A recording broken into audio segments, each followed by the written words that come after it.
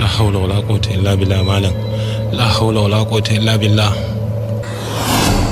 Wallahi mu daina wannan abin da muke. Muna bata kawuna, muna bata kasar mu, muna cutan juna.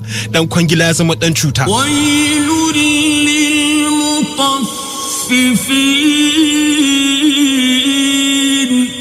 Woe to those. Zababbu ne wa'annan da Allah yake magana. Those, woe to those. Waɗanda, those ba kowa ba. Akwai waɗanda suke, akwai wanda ba su yi. Saboda malam toya mudu yana wahalar da mutane, toya mudu yana samu cikin masifu iri-iri. Ba lalle sai wai kai ka zama dan kasuwa bane ba a ce wai ka rage wani shine za a ce wai ka toya, ko cikin magana ma idan ka rage wani abu to ka toya mudu.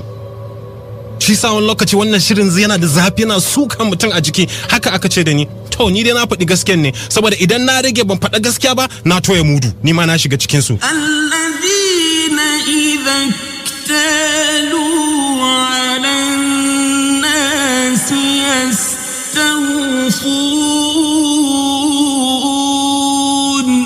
dole ne sai ka arzikin, dole ne Allah baya masa dole.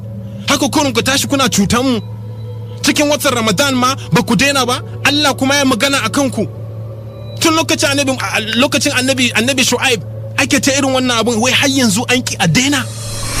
Wa idha kaluhum aw wazanuhum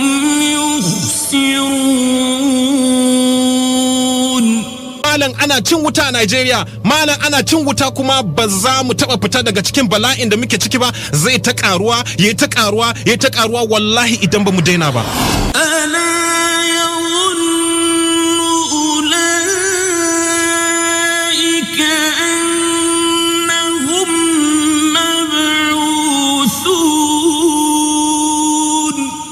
Sai ka tsaya gaban Allah subhanahu wa ta'ala, the master of the day of judgment, the owner of life and death, the only one that says kun fayakun, subhanallah.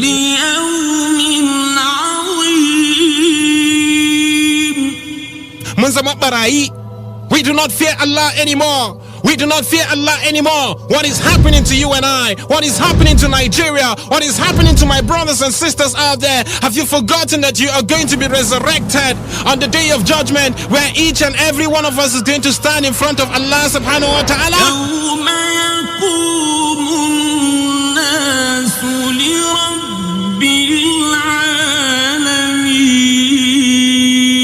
Dole ka tsaya gaban Allah. Remember, you will stand.